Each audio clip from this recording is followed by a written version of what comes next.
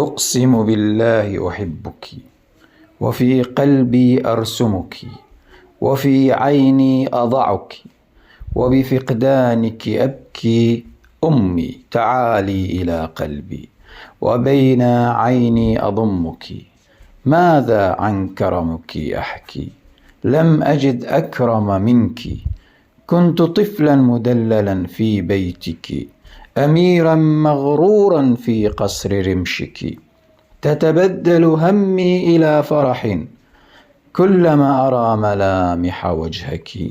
هل بقي في تلك الأيام شيئا حتى أشكرك؟ ما زالت أفضالك علي يا حبيبتي واسعة، وأنا كل يوم أذكرك. حضنك جنتي، حتى الجنة لا تعوض حنان حضنك. أذكر أيام طفولتي، ألعب وأضحك، حتى لما أتعب أنظر إلى وجهك القمري. إني في النعيم نفسي أدرك. بدونك يا حبيبتي أهلك، أنت وقود حياتي، ففي حبك يا أميرتي قلبي تتحرك. أمي يا نجمتي في السماء، كلما أنظر لها أحب إلى عيونها أصعد. كلما أشم رائحة الهواء تملأ صدري حبا. أنا لا أريد عنك أبعد. من قسوة الحياة أتيت، وكلما أرى وجهك النقي أسعد. كفك أرض الحب، وأنا من شرايينها أنبت، وما بين سنابلها أرقد.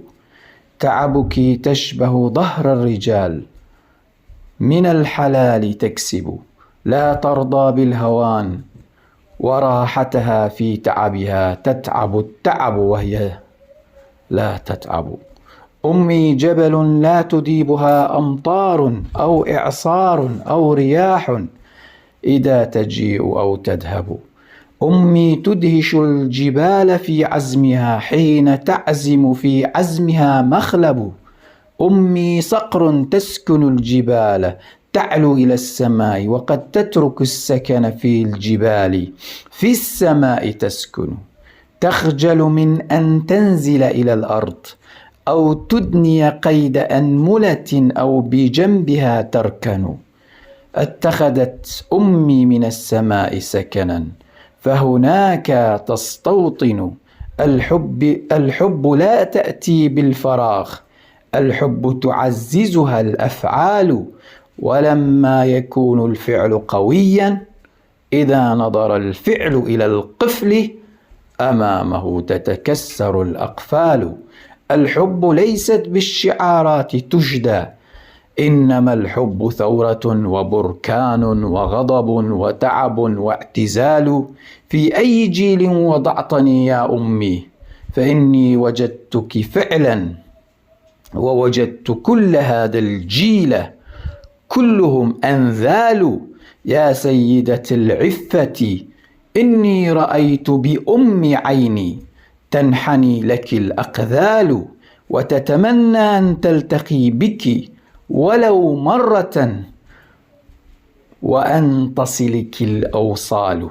في وجهك غضب بالحق تعلو، وفي كفك صفو تخلو في مناها الاحتفال.